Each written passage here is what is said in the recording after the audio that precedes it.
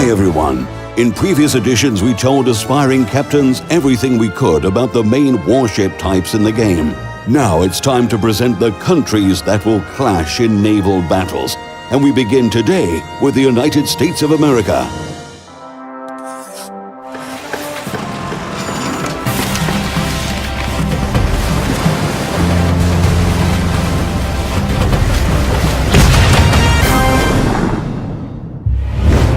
The history of navies is primarily a history of large sea battles.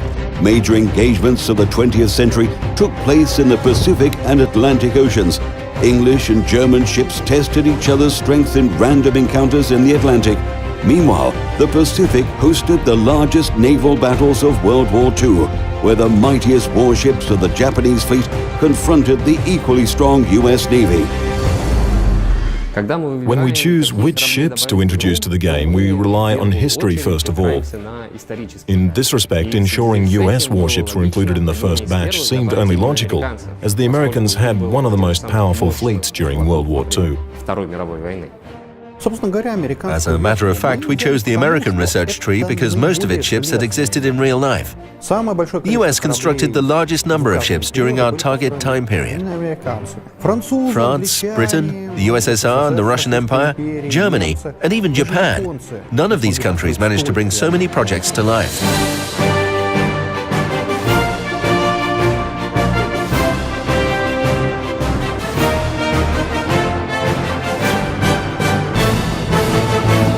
Regardless of their class, American warships were always durable and strong. They carried powerful primary and dual-purpose artillery, as well as effective anti-aircraft armaments.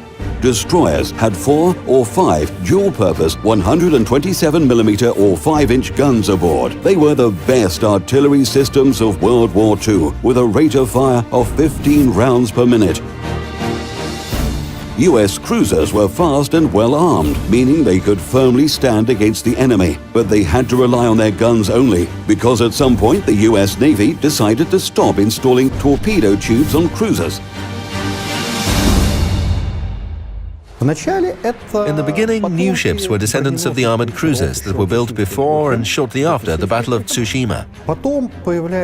Later, American engineers designed scout cruisers that evolved into the Omaha class, an interwar period cruiser. Then the US Navy suddenly gave up on torpedoes. One day they were making torpedo cruisers, and the next day they abandoned the design and decided to arm cruisers only with artillery guns. Anyway, players will see further development of the US heavy cruisers tree. They'll get a chance to play with such ships as New Orleans, Baltimore, and the mighty Des Moines.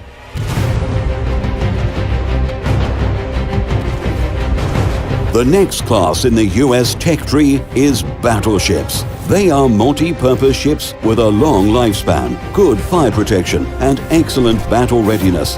For a long time, US battleships were limited by the width of the Panama Canal, meaning they had a smaller total displacement and a narrower armor belt. However, players will have the opportunity to evaluate the development of this class while progressing from level to level in the game. When composing tech trees, we look at the scope of the ship's parameters. We try to determine how good they are in real life and on which tier they should be placed. The thing is, we know how naval construction was evolving over the years. We know about the most powerful ships ever created, and we know more or less when and how it all started. This information allows us to set limits to our work, and we try to arrange all the ships within these limits depending on their power. This way we can assure a systematic progression throughout the tech tree. As a matter of fact, the first US battleships were just big, overgrown armored cruisers.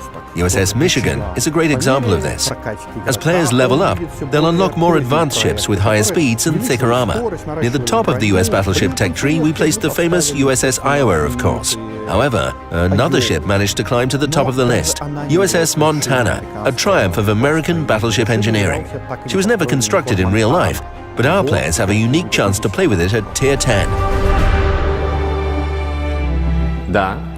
Yes, we plan to add ships that were never built, so-called paper ships, including those from the US. We consult naval archives all over the world to find interesting ship designs that were abandoned for one reason or another, never making it to the shipyard. We thoroughly study the blueprints and bring these ships to life in the game.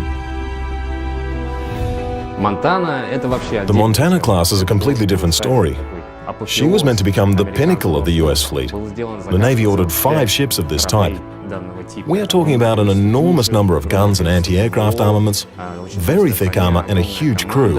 However, 3 years later, US Navy Command realized that aircraft carriers held the key to naval supremacy and cancelled the order. Enthusiasts still argue about which class of battleship was stronger, Montana or Yamato, who would prevail in a face-to-face engagement. I've always wondered how it would turn out in real life. In fact, our players will have the opportunity to discover it for themselves.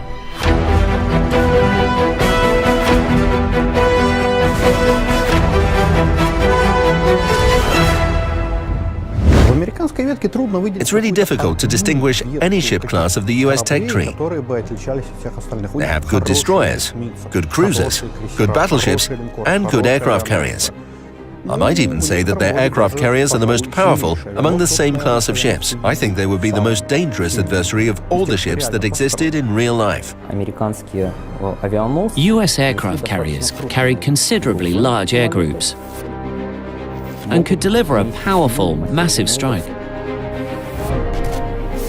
The thing is that by the end of World War II, the Americans managed to build the best aircraft carrier in the world, USS Midway.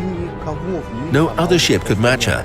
She carried more than 100 planes and had huge dimensions, allowing her to deploy all that power.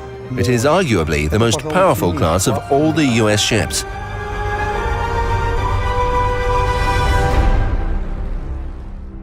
They were so good that they even carried jet fighter planes after only a partial modernization. Will we see them in the game? That's another question. Every class of the US tech tree has its specifics and purpose. That's why in certain combat situations, any of the classes may have the advantage on the battlefield. It is this specific trait that will define your tactics. If you choose a warship from the US Navy, you will have to consider its distinctive features and use these against the enemy. The Americans put their hope in artillery guns. It's only natural that the combat strategy must be built around this concept. The Japanese Navy concentrated on increasing the torpedo armament of their cruisers, while the US engineers gradually turned cruisers into scaled-down battleships.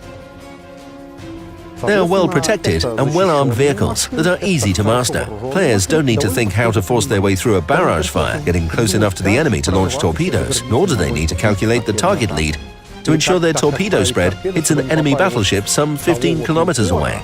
And if the enemy makes evasive maneuvers, the torpedoes are wasted. US cruisers are much simpler than that. You just have to point your guns and fire.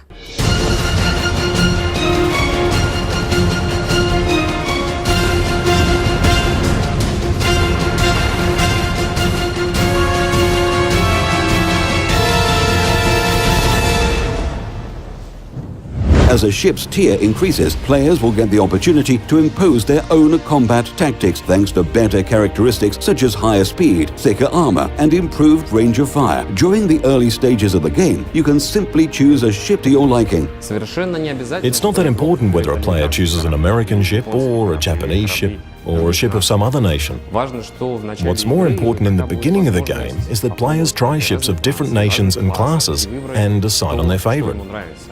They get to choose their own game style. As they progress through the game, they'll discover a multitude of details that affect their choice even more.